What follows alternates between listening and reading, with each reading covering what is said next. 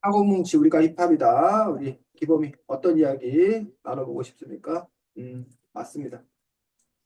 어떤 이야기 해보고 싶어? 저는 여기 일단은 여기 좀 가출하는 장면이요. 음, 왜? 가출하는 거니 왜? 왜냐면 여기 조금 웃긴 게 겨우 3시간 가지고 여기 3시간 가지고 겨우 가출이라고 볼 수 있나 싶어서요. 음, 어떻게 생각하는데 기범이는?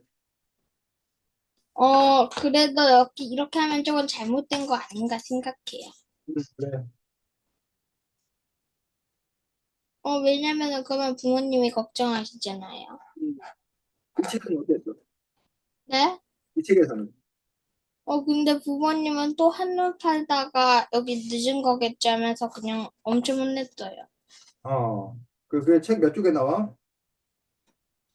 책은 이제 103쪽에서부터 116쪽까지예요. 자, 그 아이가 가출을 결심한 이유는 왜냐면 자꾸 이거 해라 저거 해라 하면서 이 주인공을 너무 화나게 해서요. 그러면 그거가 가출의 그 뭐야 이유가 될 수 있다고 생각해? 네. 가출 이유가 될 수 있다고 생각해? 엄마의 잔소리 때문에. 그러니까는 잔소리가 심하면 가출할 만하다. 범이가 보기에. 근데 저는 안 그래요. 너는 안 그러면서 왜 남은 가출할 만하다고 그러는 거야? 그 차이가 뭐야? 왜냐면은 저는 여기 절대 그런 아이가 아니니까 저는 멋진 아이예요. 근데 그럼 가출하는 아이는 멋진 아이가 아니야? 아니요. 그거 진짜 잘못됐다고 볼 수 있죠. 저기 막 부모님 걱정하시니까. 근데 지금 이 책에서는 사실은 부모님이 알지 못한 거잖아. 네. 그런데 그럼 그래도 부모님 그런 생각을 한 자체가 그래도 잘못된 거죠, 뭐. 그런 생각을 한 것 자체가 잘못된 거다. 네. 그럼 어떻게 해결해야 돼? 이 문제를. 여기 화가 나면은 뭐 그냥 이렇게 하지 않으면 좋겠습니다. 뭐 그렇게만 말하면 되잖아요. 음, 자, 그래서 이 책에 보면 108쪽에 네. 대해서 다른 친구들은 뭐라고 했어? 여기 다른 친구들은 어른들과 제대로 싸우려면 네가 무엇을 원하고 무엇을 할 수 있는지 확실히 설명해야지라고 해요. 어떻게 생각해? 그런 아우, 조언에, 죄송해요. 그런 친구들의 조언에 대해서 어떻게 생각해? 저는 그 말이 맞다고 생각하는데요. 자, 근데 여기 108쪽 아랫부분, 밑에서 두째 줄, 밑에서 두 줄 한번 읽어볼까? 이 권지호는 뭐라고 생각하고 있어? 밑에서 그냥 공지에 여기 밑에서 두 번째 줄이요. 108쪽 밑에서 세 번째 줄부터 읽어볼까? 아이씨는 정말이지. 아이씨는 정말이지 생각이 없는 놈이다. 친구가 가출할 정도로 분노했을 때는 무조건 맞장구 쳐줘야 된다고 중대한 사실을 모르다니. 어. 그래서 지금 이범이는 아이씨가 한 충고가 어른과 제대로 싸우려면 내가 무엇을 원하고 무엇을 할 수 있는지를 확실히 설명해야지 라고 얘기했는데 그런 충고하는 거에 대해서 이 주인공은 탐탁치 않게 생각하잖아. 음, 주인공 입장에서는 아니 내가 이렇게 화가 나 있는 상태면 친구라면 내 마음을 알아주고 맞장구 쳐주고 내 편을 들어줘야지. 지금 뭐 이게 좋고 나쁘고 옳고 그르고를 따질 때냐. 그 문제 있는 애다. 저건 친구라고 할 수 없다라는 주장이거든. 이런 주장에 대해서 어떻게 생각해? 그거는 얘가 더 잘못한 것 같아요. 왜냐하면 여기 친구가 걱정돼서 말하는 말일 수도 있잖아요. 음. 이렇게 하면은 막 나중에 뭔가 문제가 될 수도 있고, 그러니까 좀 더 차분한, 이렇게 이성적인 방법을 찾아야 된다고. 이범이는 T야 T? 네? T야 T? MBTI. MBTI를 뭐 네. T라고 하는 거 있잖아. T 뭐 이런 거. 어? 저 E인데요. E? 그거는 이제 네. I하고 E 중에 E고 그 감정적이냐 아니면 이성적이냐에서 이성적이다 할 때 우리가 이제 T라고 그러거든. 네. 계획적이.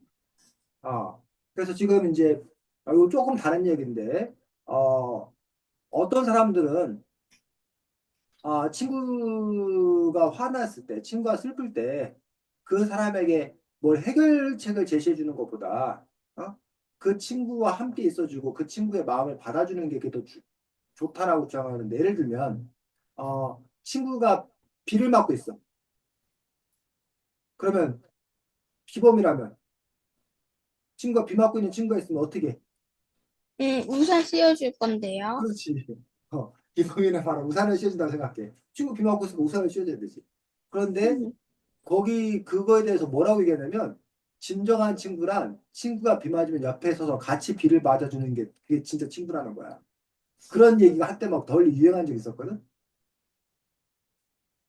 근데 지금 기범이는 친구가 비를 맞고 있기 때문에 그 비 맞는 문제를 해결해 주기 위해서 우산을 씌워주면서 그 문제를 해결해 주는 거야.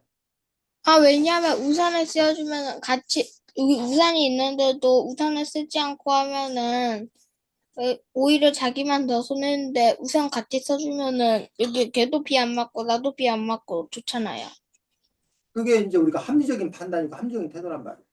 그런데 아까 같이 비를 맞아주는 게 친구다. 또는 여기서 무조건 맞장구 쳐야 되는 게 친구다. 라고 하는 어떤 그런 부분들은 이성적이고 논리적이고 더 유익한 부분이 아니라 감정적이고 정서적인 어떤 그런 유대, 통합, 이런 걸 더 중요시 여기는 거야. 그러니까 이 친구에게 지금 중요한 건 그 문제를 해결하고 안 하고, 비 맞고 안 맞고가 중요한 게 아니라 누군가가 내 편이 되어주는 거다.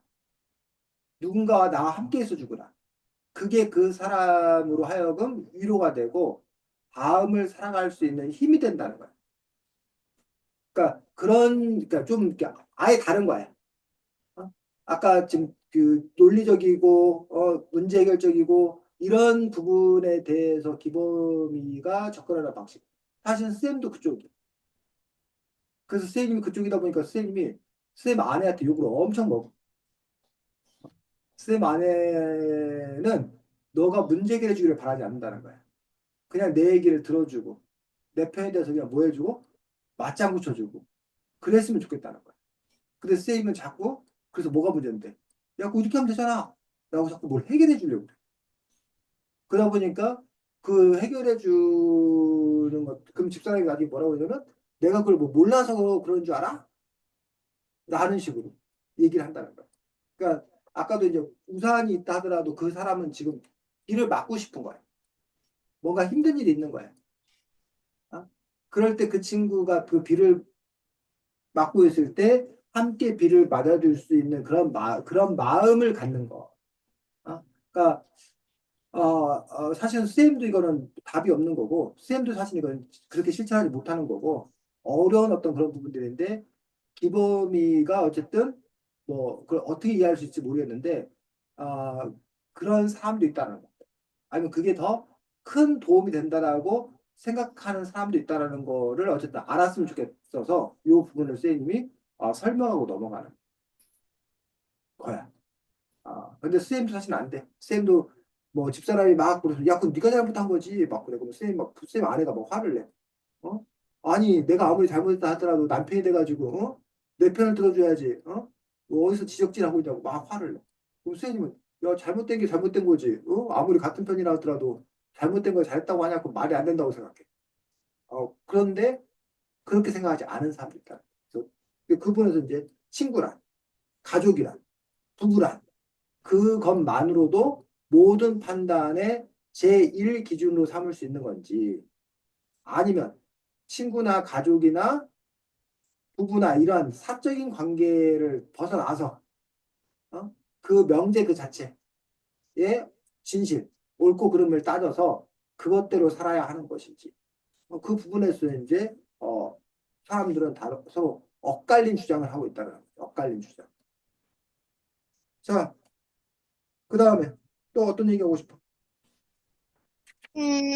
다음에는 음, 이제 이쪽에 그쪽에 이쪽 이 주인공이 여기 사실 조금 주인공이 여기 여자였다는 게 엄청나게 놀라웠는데 왜냐하면 여기 제가 앞부분만 봤을 때는 이 사람 남자네 했는데 여기 보니까 여자였네 해서요. 음, 그렇지. 왜 그래가지고 엄청 그게 놀랐어요. 놀라운 점이었어? 네?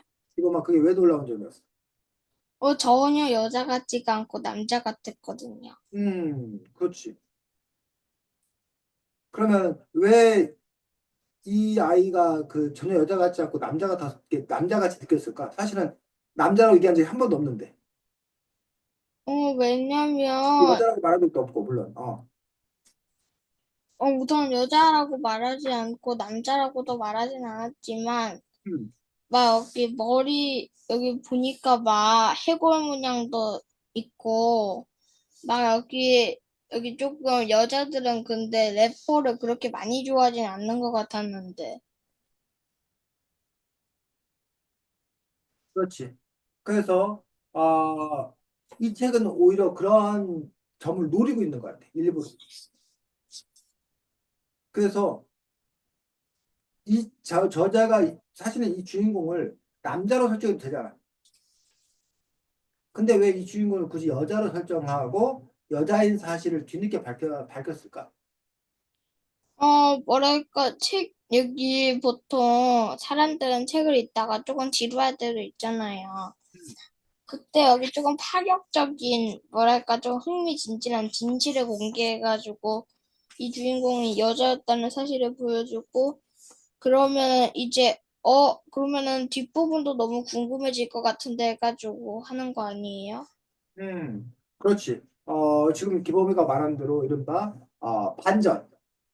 사람들이 예상하는 그런 방향에서 벗어난 다른 것들을 제시함으로써 깜짝 놀라게 하고 그러면서 극적인 흥미를 높이게 했던 그러한 기술적인 부분들도 분명히 있었을 거라 생각해. 그거 말고 다른 이유는 없었을까? 그거 말고요. 다른 이유는 없어. 근데 제가 맨 처음에 시작하는 부분에서 여기 15페이지 보면은 맨 앞에 15페이지 보면은 이 주인공이 뭔가 여자보단 남자처럼 좀 더 보이거든요. 어, 여기 그래가지고 이 아이 남자인 것 같은데 해가지고 남자인 것처럼 보이고 그 일부러 이렇게 이 저자가 이렇게 설정을 해놓은 거잖아 그렇게 뭐 예를 들면 네. 이렇게 보면 축구공을 뻥 쳐가지고 교장 선생님 머리에 흙을 만다던가 이런 행동을 보면 대부분이 남자아이들이 이런 행동을 한다라고 보통 우리가 생각을 하죠. 그래요.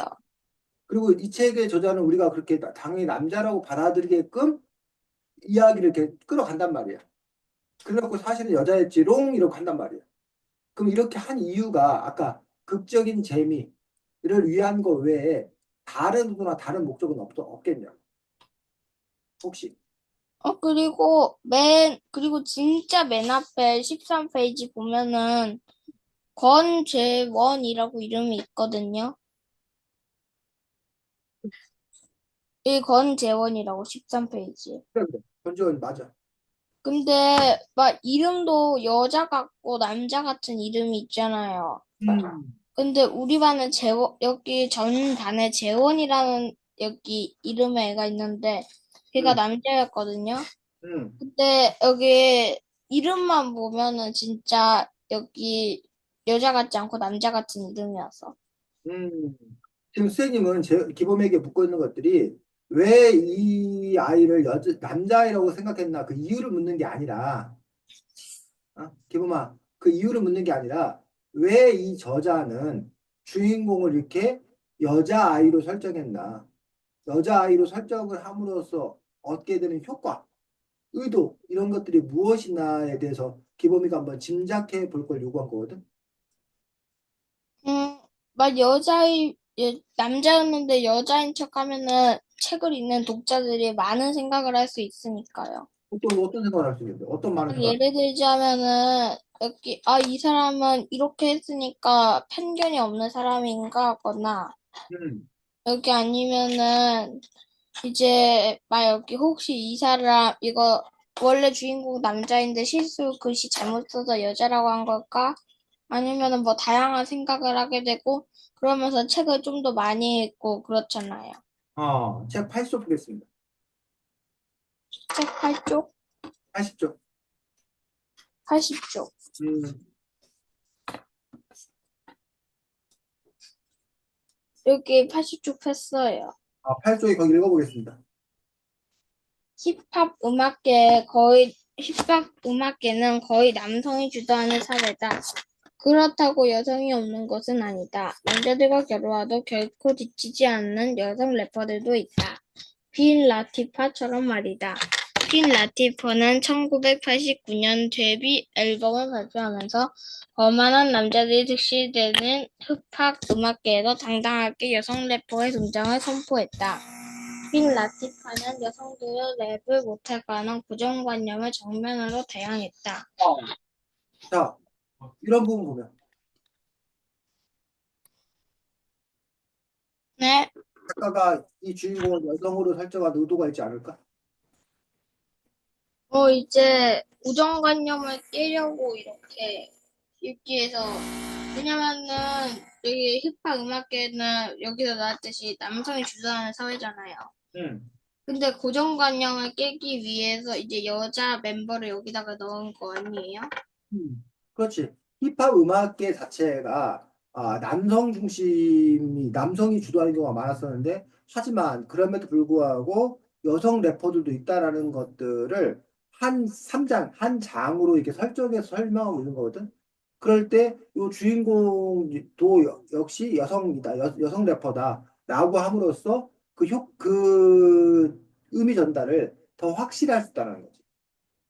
그냥 남자 주인공인데 여성 대포도 있대라고 얘기하는 것보다 이 애가 남자인 줄 알았는데 여자였어? 그러면서 여성 대포를 소개하는 게 이야기 구성상 더 자연스럽다는 거지.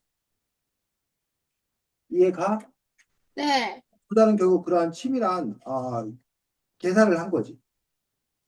어? 음. 자, 그 다음에 또 한 가지를 우리가 생각해 보면 뭐 힙합의 정신이라고 해야 되나? 그런 부분들 중에 중요한 부분들 중에 하나가 몇 쪽을 봐야 되나?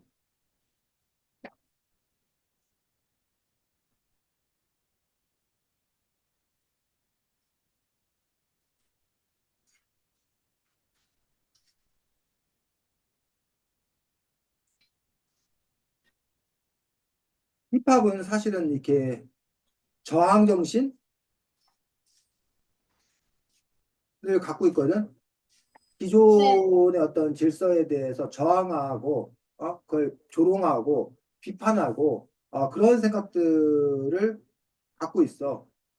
자, 지금 선생님이 말하는 힙합의 정신이 바로 이렇게 기존 질서에 대한 저항과 조롱이라고 하는 것과 이 주인공을 여자로 설정한 것과 무슨 관계가 있을까?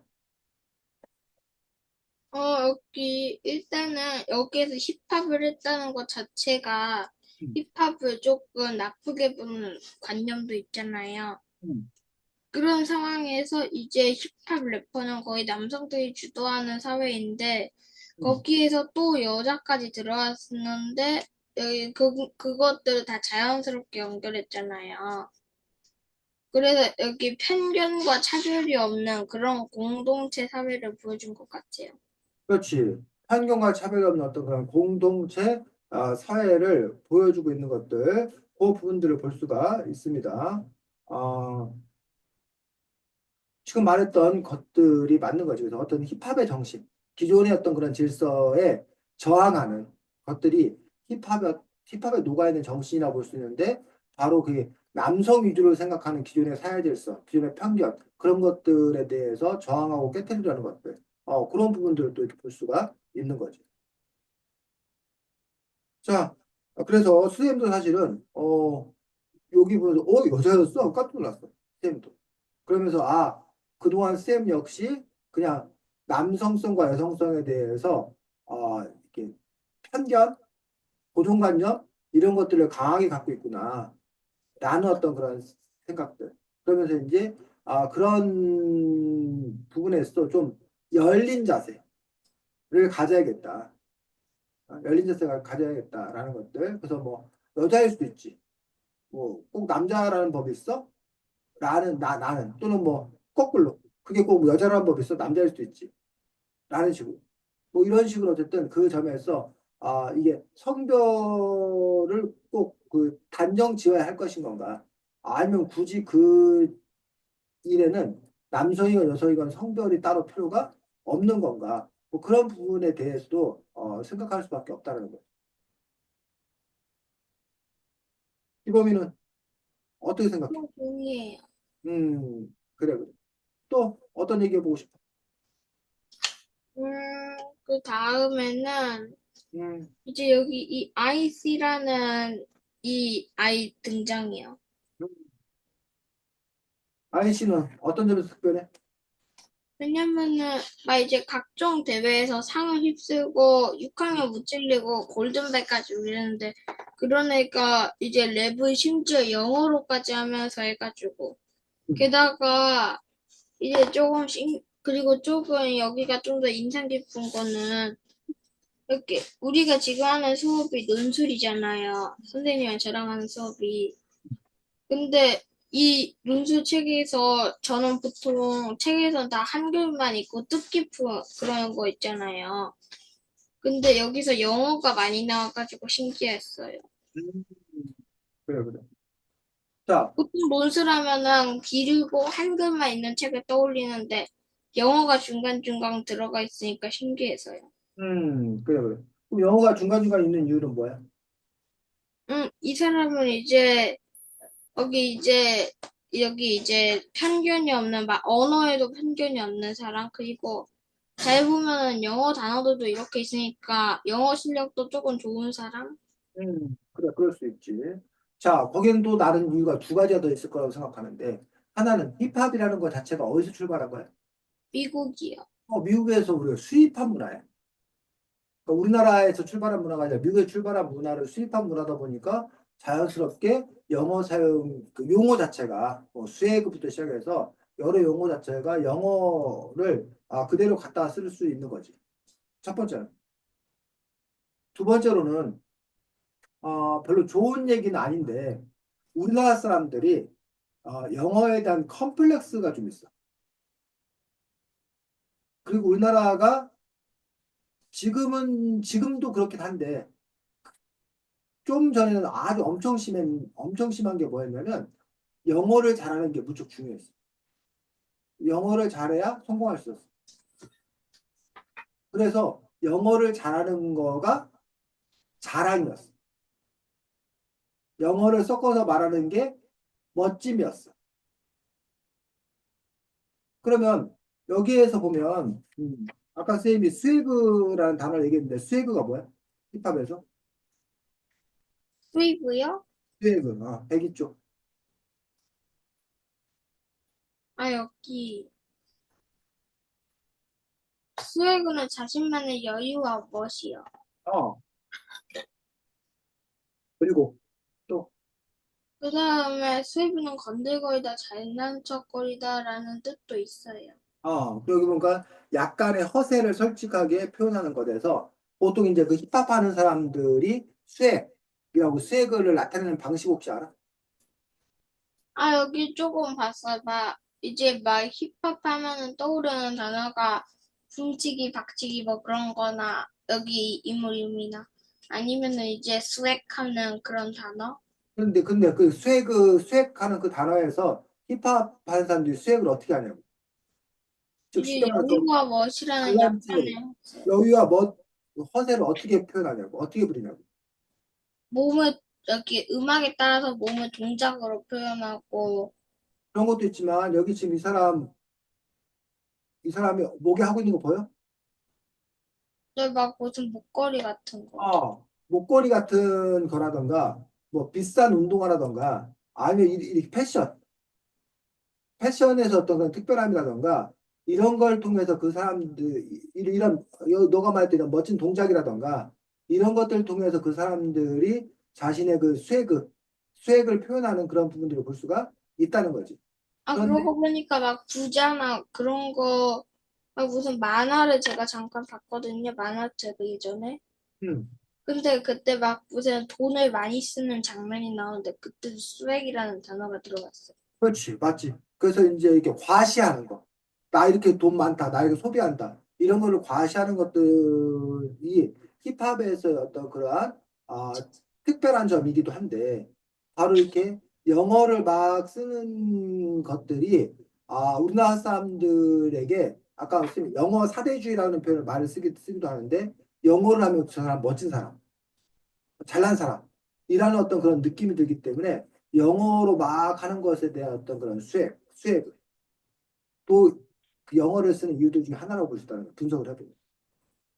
그리고 또 하나를 생각을 해보면 요즘은 꼭 힙합이 아니더라도 우리나라 가수들인데 영어 노래를 부르기도 하고 가사 안에 영어 가사도 많이 들어가. 방탄소년단 노래도 물론 마찬가지고. 왜 그럴까? 왜냐면 음, 요즘은 조금 세계화가 많이 진행됐잖아요. 그렇지. 그래가지고 막 여기 이런 음악 말고도 음, 제가 살고 있는 우리 동네에도 더 메이라는 동물병원도 있고 아니면은 막 이발소도 막 여기 최고 그레이트 이발소나 음, 아니면은 뭐 다른 여기 이제 영어로만 있는 간판도 있고 그렇지. 우리가 지금 이른바 세계화 시대를 살기 때문에 그 전까지는 가수들이 한국 시장을 대상으로 노래를 불렀다는 얘기. 한국 사람들 대상으로. 한국말로. 근데 이제 더 이상 방탄소년단이 노래를 발표할 때 한국 팬들만을 대상으로 하지? 아니 전 세계 팬들을 대상으로 자기가 영어 그 노래를 발매를 하는 거야. 그러다 보니까 자연스럽게 이런 가사나 이런 부분에서 꼭 우리말이 아닌 영어라든가 이런 다른 나라 말을 폭넓게 사용하는 식으로 바뀌었다는 거지.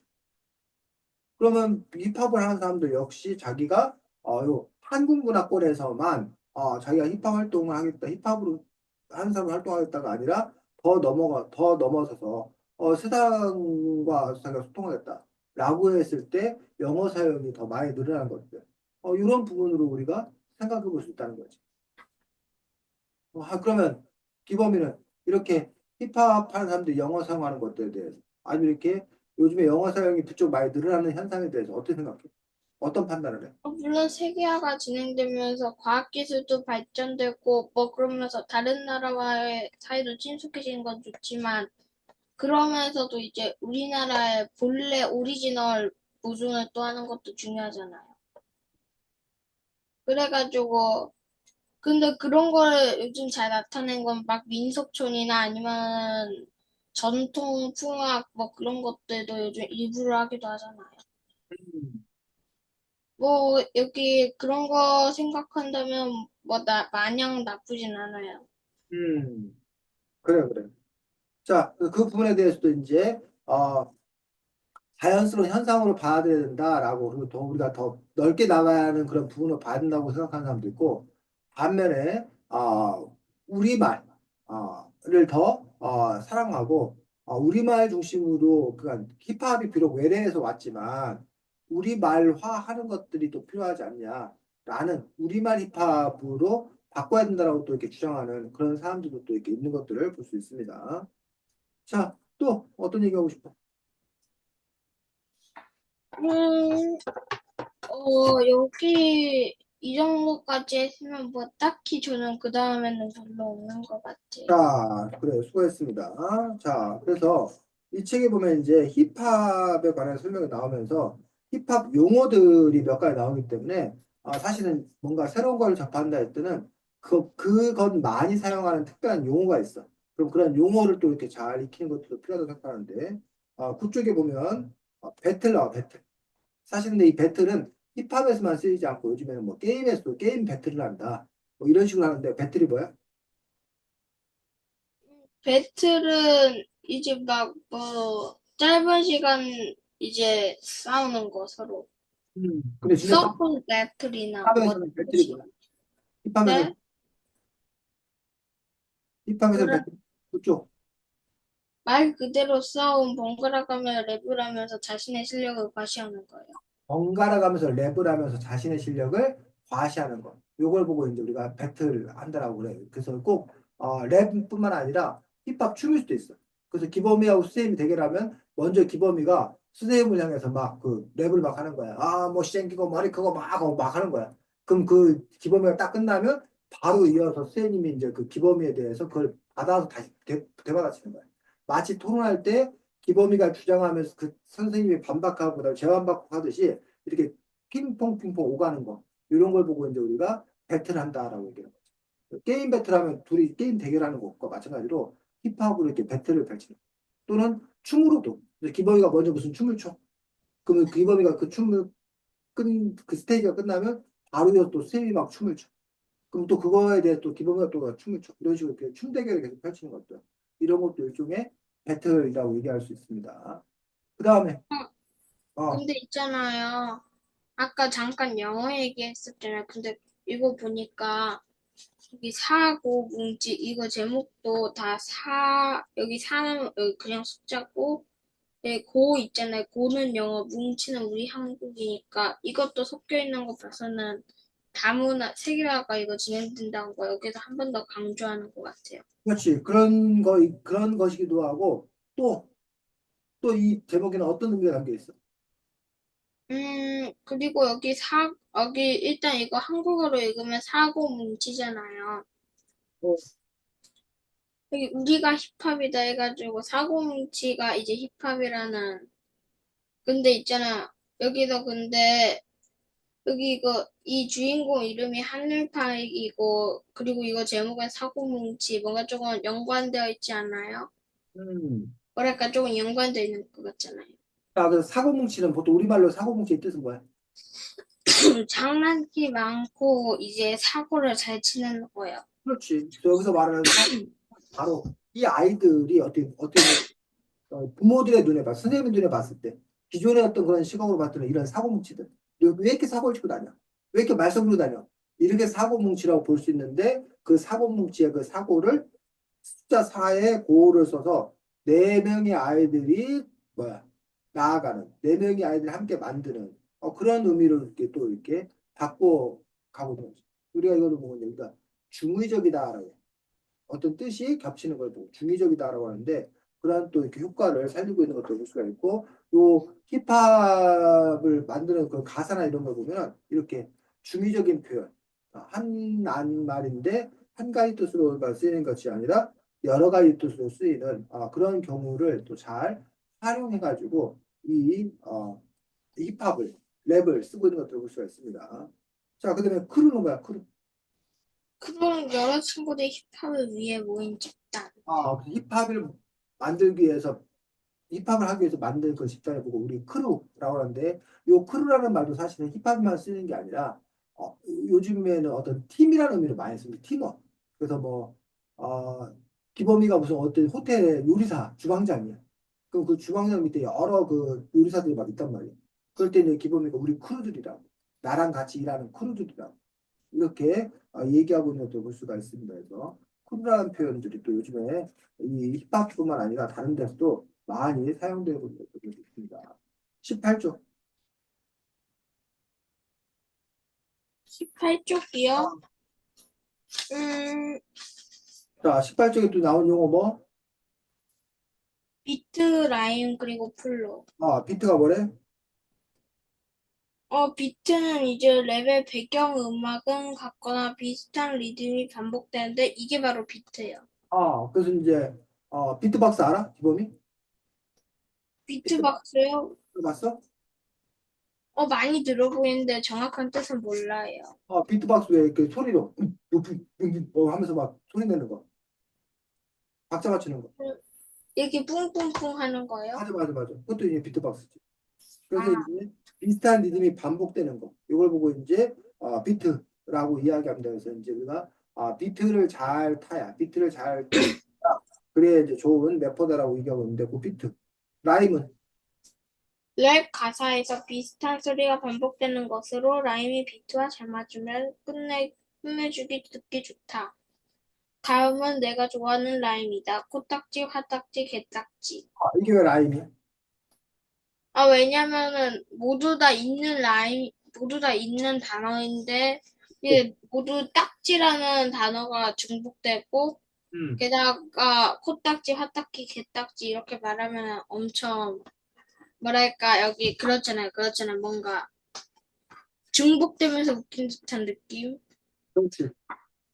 그런 걸 보고 이제 우리가 라임을 잘 탔다, 라임을 잘 만들었다라고 얘기하는 하는 아, 것도 여기 쓰레기 수거하느라 수거했어. 뭐 그런 것도 라임이고. 그렇지, 그렇지. 잘 얘기했네. 그렇게 이제 할 경우에 라임을 잘 탄다, 라임을 잘 만들었다라고 얘기합니다. 그다음에 플로우는 그다음에 마지막 플로는 비트와 랩의 조합. 랩의 가사는 음악이 비트에 잘 들어있어야 한다. 그래서 보통 이제 우리가 노래는 곡, 음표가 있고 그 밑에 가사가 있잖아. 그 곡과 가사를 합쳐서 우리가 노래라고 얘기하는데 힙합에서는 바로 이 곡에 해당되는 부분이 비트, 그다음에 라임이 이제 가사에 해당되는 어떤 그런 부분이라고 볼 수가 있습니다. 이거 둘을 합해서 우리가 플로우라고 얘기하는 거라고 되어 있습니다. 자, 그다음에 28쪽.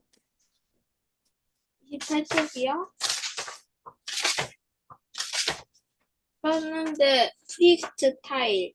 뭐래? 미리 써놓은 가사 없이 그 자리에서 가사를 지어내어 랩을 하는 것. 바로 그 자리에서 즉석에서 랩하는 걸 보고 이제 프리스타일로 랩을 한다라고 이야기합니다. 그래서 그 래퍼들 중에는 이미 그 써놓은 가수를 가지고 외워서 공연하는 그런 가수들이 있는가 하면 이 프리스타일 같은 경우에는 아무런 정보 없이 그냥 즉석에서 어떤 단어가 주어지거나 그러면 그 단어를 가지고서 연상되는 그러한 것들에 대해서 비트 랩으로 풀고 또 그거에 대해서 이제 우리가 비트를 맞춰주는 이런 형태들도 있더라는 거야.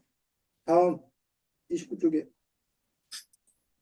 29쪽이요. 비트박스 입으로 갖가지 드럼 비트를 소리내는 것. 드럼 비트뿐 아니라 다른 악기 소리도 낸다. 이거가 설명서 박스에 해당되는 거고 비트 같은 거 박자 그 자체를 보고 이제 우리가 비트다라고 얘기했습니다. 자, 그다음에 32쪽. 32쪽 마지막 비트 메이킹. 비트를 만드는 일 실제 래퍼들은 다양한 느낌의 비트를 만들기 위해 여러 가지 장비를 쓴다. 그래서 이제 비트 아까 그 비트박스는 입으로 하는 건데 그 외에도 여러 가지 장비를 써갖고 이렇게 비트를 만드는 일을 보고 비트 메이킹이라고 얘기한다고 되어 있습니다. 자, 그다음에 53쪽.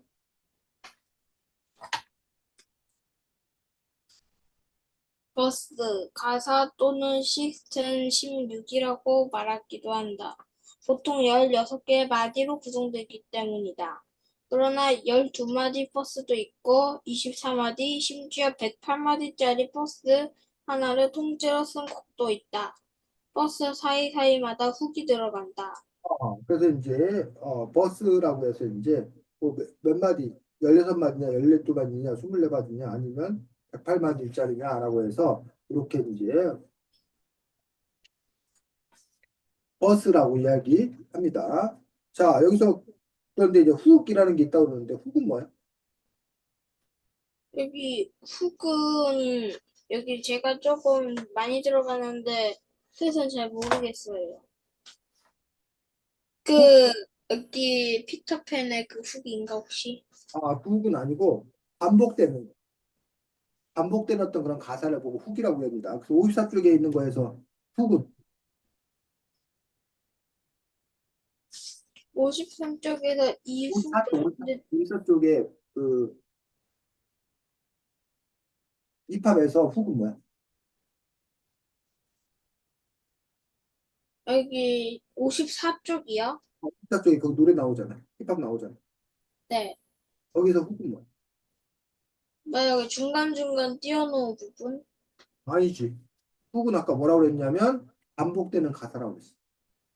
그러면 여기서 반복되는 건 여기 밑에 부분에 내 꿈, 내 뜻, 내 삶, 내 맘, 여기 이 네 자인가?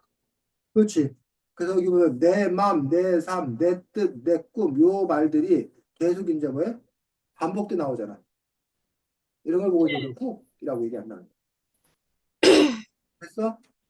네. 아, 이런 식으로 지금 이 책에 나온 여러 가지 102쪽이 아까 수액은 우리 봤고 102쪽. 잠깐만요. 102쪽 수액 아까 봤었지? 네, 스웩. 수액이 아까 뭔지 과시하는 뭐 자신의 여유로운 것, 허세에 떠는 것 이런 것에 대해서 나오는 게 수액이었다고 얘기를 했었습니다. 자, 그 다음에 144쪽.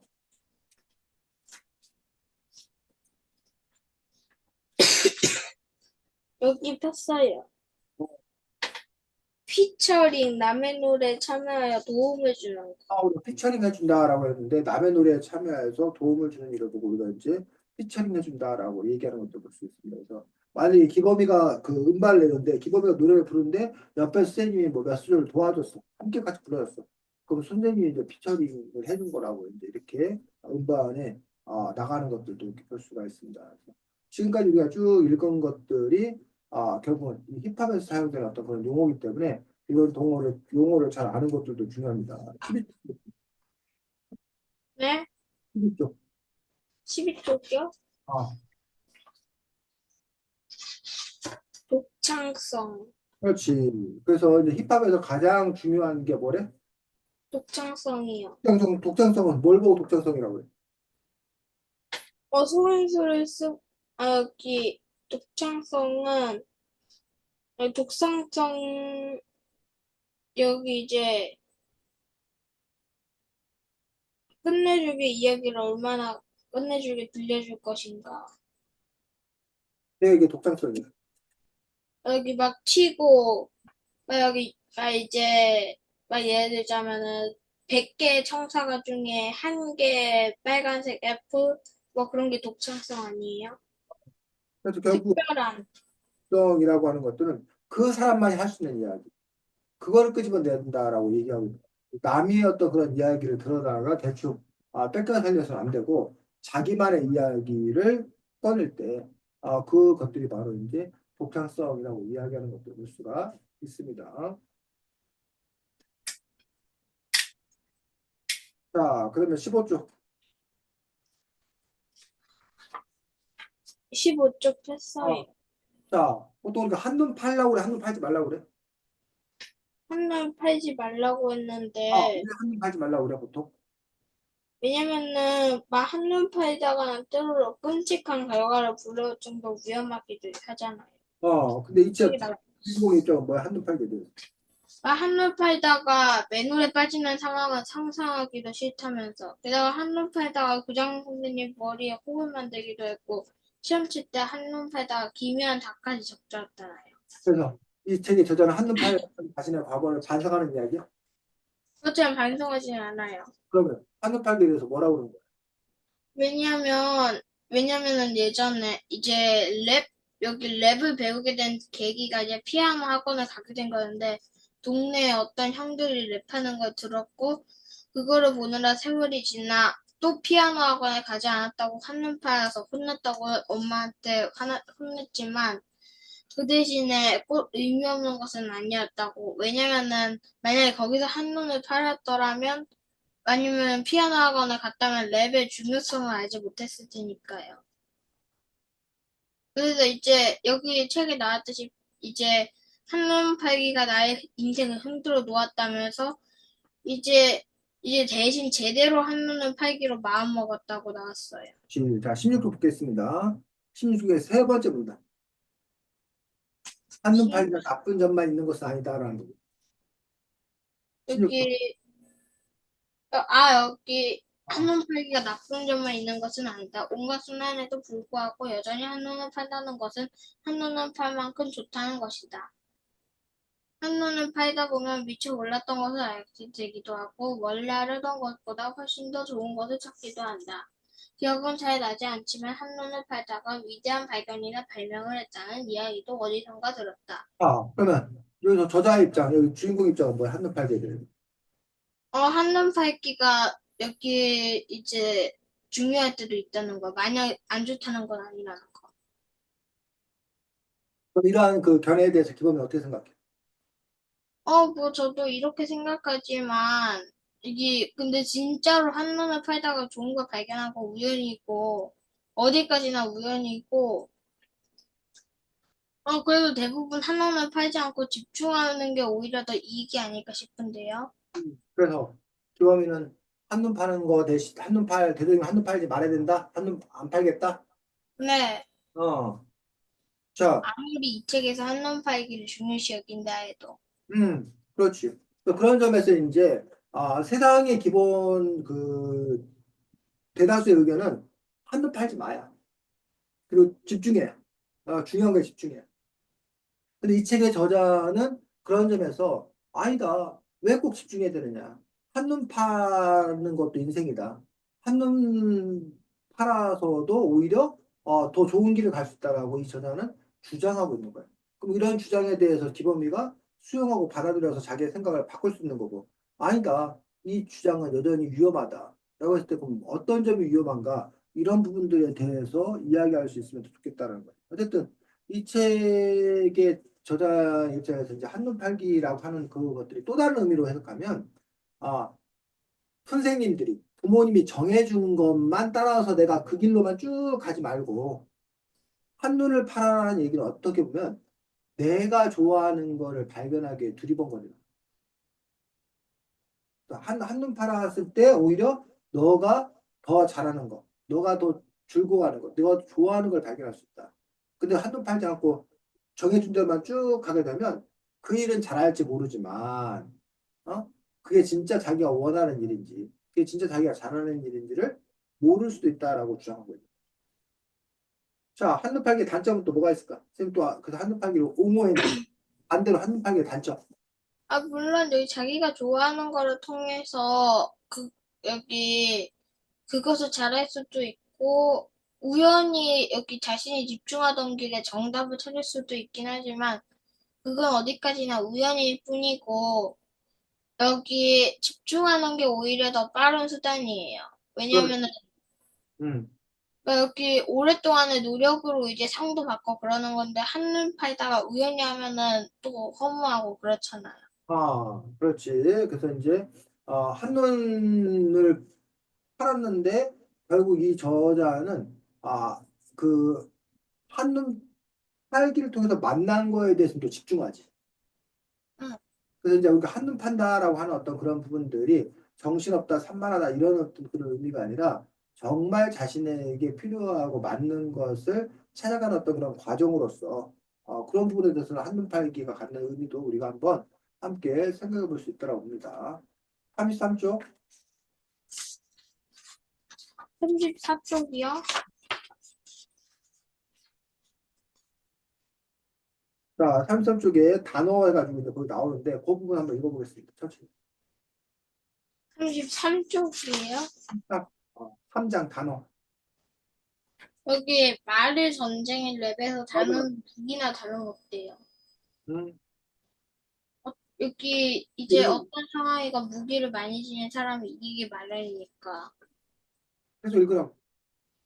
단어를 많이 알수록 주제를 효과적으로 표현하고 감정을 묘사하기 더 쉬워져요. 어휘력을 그저 많이 읽는다고 해서 느는 게 아니고 많은 사람들과 대화를 나누고 뉴스를 보고 세상 돌아가는 일에 관심을 가져야 됩니다. 특히 한 단어가 지닌 여러 의미를 알면 재치 넘치는 발장난을 구사할 수도 있습니다.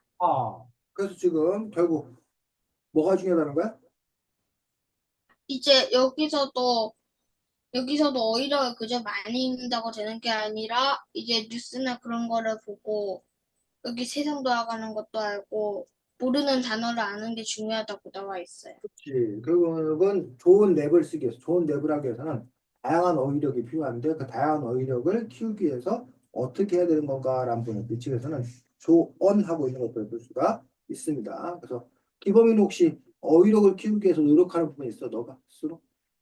요즘 여기 막 우리 여기 예시라는 주자면은 어제 바로 들은 건데 우리나라 국민이 문해력이 많이 떨어지고 있다고 들었거든요. 막 예를 들자면은 여기 정말 고지식하군요 했을 때 정말 감사합니다 했는데 그 뜻은 어리석다는 뜻입니다 하거나 아니면은 여기 국민 여러분들께 심심한 사과를 드립니다 하면은 왜 여기 우리한테 그런 심심한 사과를 건네죠? 우리가 웃음나요? 그렇게 하기도 하고 마지막으로 그 마음 10분 이해할게요 하면은 겨우 10분 갖고 이해한다는 게 정말 저희가 이해가 안 되네요 하면서 아, 자, 그래서 이제 거기 같은 경우는 이른바 단어의 뜻을 제대로 잘 모르는 것들에 대해서 질타하고 있는 건데, 그거에서 좀 다른 견해를 갖고 있는 사람도 있어. 그래서 그 단어를 모르니까 이 사람들이 문제다라고 막 뭐라고 그러거든? 네. 그런데 왜 그 사람들은 그 단어를 모를까? 심심한, 어, 뜻분, 뭐 고지식 이런 단어를 왜 모를까? 그때 공부를 잘하지 않아서요? 그때 공부를 잘하지 않아서 문제다. 그러니까 공부를 열심히 시켜야 된다는 그런 처방을 하기도. 그런데 과연 기범이가 지금 알고 있는 어휘수와 선생님이 기범이만 나이 알고 있었던 어휘수 중에 누가 더 어휘수가 더 많을까? 선생님 아닐까요? 오래 사셨으니까. 아니, 아니. 선생님이 기범이 나이 12살 때, 11살 때. 선생님과 지금 현재 기범이의 어휘력은 누가 더 높을까? 음, 잘 모르겠는데요. 선생님은 기범이가 어휘력이 훨씬 더 높을 거라 생각해요. 왜요? 왜냐하면 지금 선생님 때 몰랐던 것들이 엄청 많이 있는 거야. 여기다 힙합, 수액 이런 거가 선생님 때는 아예 없었어. 그런 말 자체가. 또 컴퓨터 게임에 관한 거, 컴퓨터에 관한 거, 스마트폰에 관한 거가 그런 단어가 선생님이 지금 말할 때 있었을까 없었을까? 없었어요. 전혀 없었어. 그러니까 선생님이 알아야 될 어휘는 그렇게 넓지 않았다, 많지 않았다는 거야. 근데 지금 아이들이 알아야 될 어휘는 어마어마해. 거기다가 영어 막 이런 것도 알아야 돼. 중국어만 보도 알아야 되지. 그러니까 그런 부분에 있어서 반면에 고지식, 심심 이런 단어는 요즘에 많이 쓰는 단어야, 별로 안 쓰는 단어야.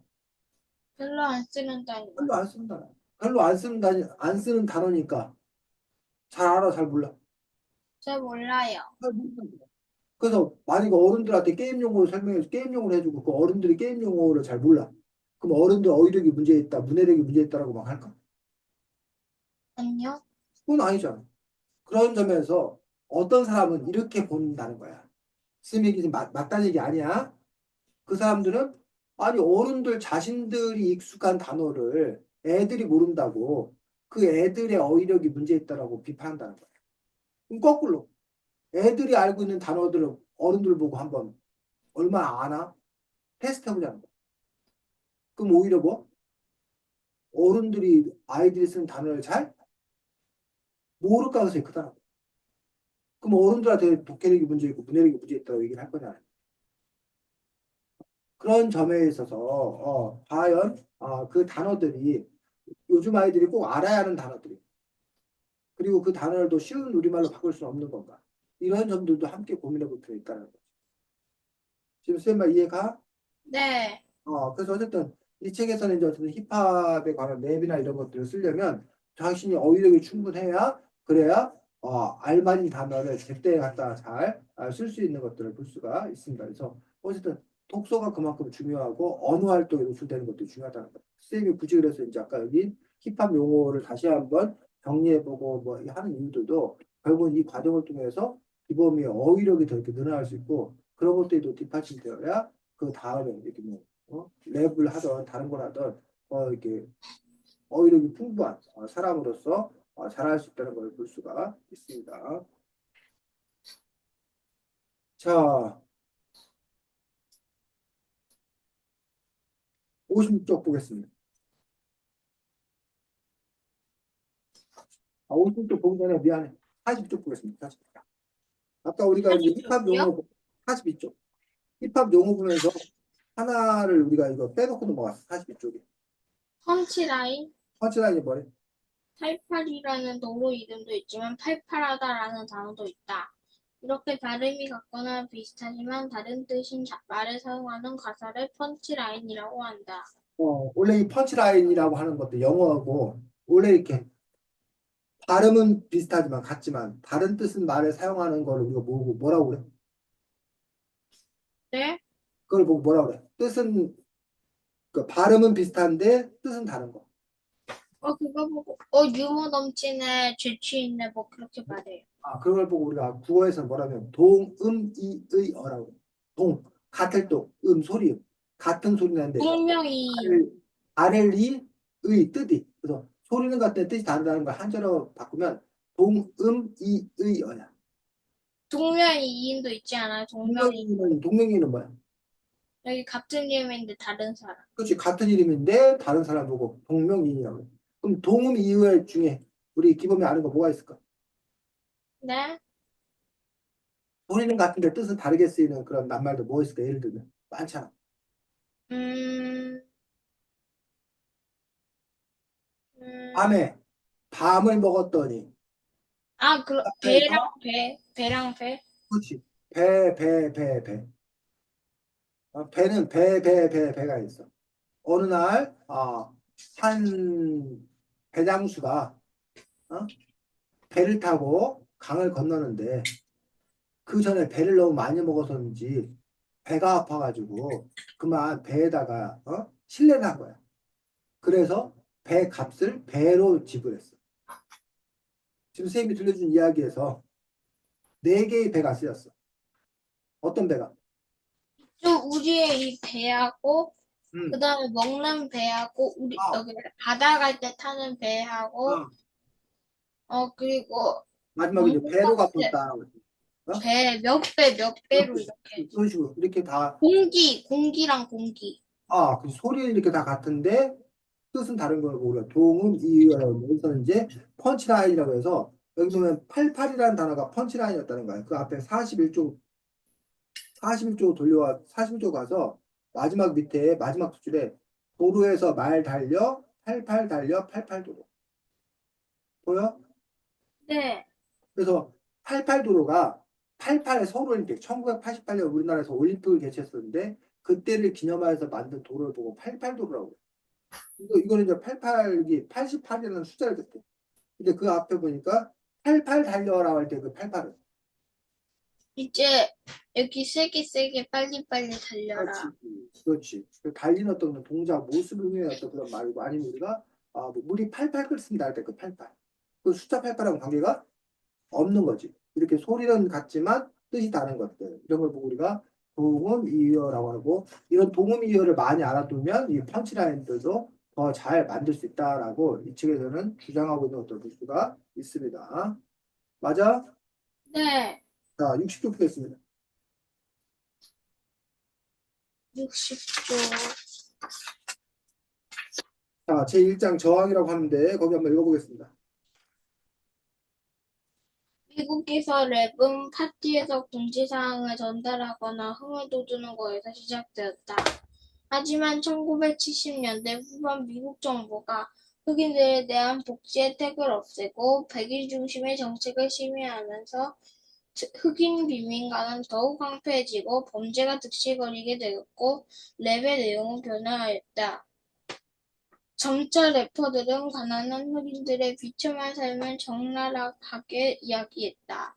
불공평하고 가난한 생활에 바탕을 둔 저항 정신, 욕설과 함께 거침없이 뿜어대는 과격한 메시지는 흑인뿐 아니라 많은 젊은이에게 매력적으로 다가왔다.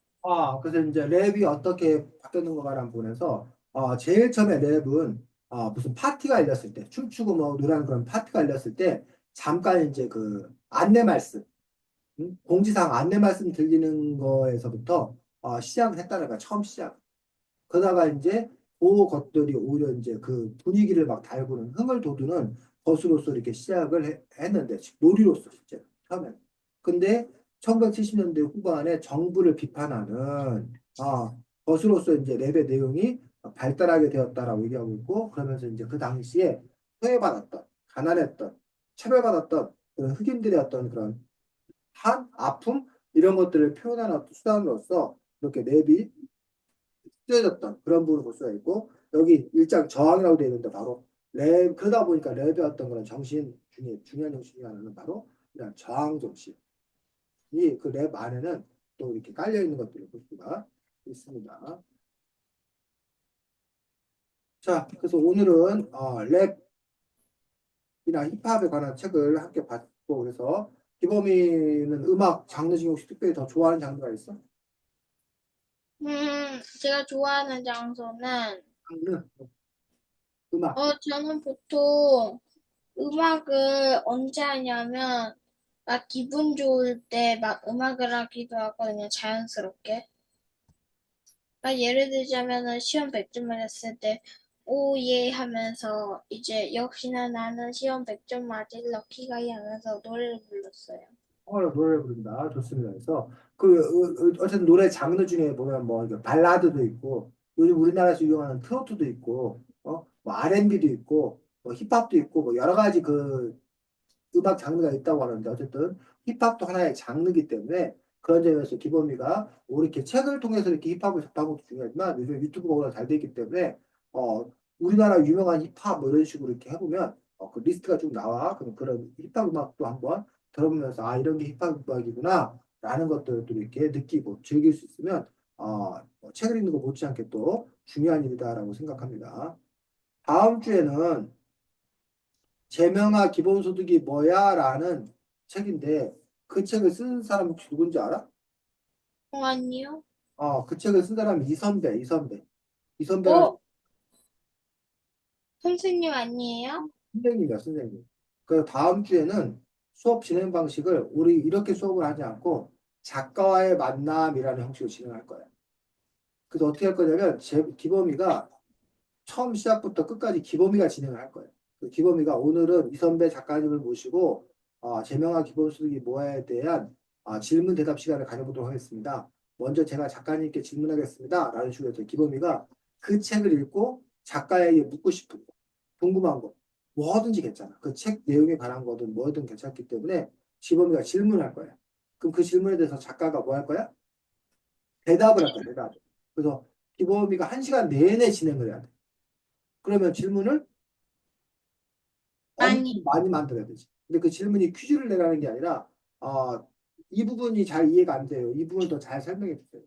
아니면 나는 이거에 대해서 이런 생각을 갖고 있는데, 제 생각에서 어떻게 생각해요? 뭐라고 해서 토론도 괜찮고, 그런 점에서 어쨌든, 뭐, 기범이 그동안, 뭐, 학교에서나 이런 데서 작가를 만나면 작가를 만난 적이 혹시 있어? 네, 있었어요. 그럼 그때는 이제 작가에게 궁금한 거 질문하고 막 그러잖아. 네. 그런 질문을 기범이가 한 시간 내내 해야 된다고 생각하고. 그래서 이제 그 책과 관련되어서 기범이가 어쨌든 다음 주에 이제 질문 리스트를 미리 작성해 와서 한 시간 동안 작가의 만남으로 진행할 수 있도록 하겠습니다. 질문 있어 혹시? 딱히 없어요. 자, 오늘도 수고 많았습니다. 안녕. 안녕히 계세요.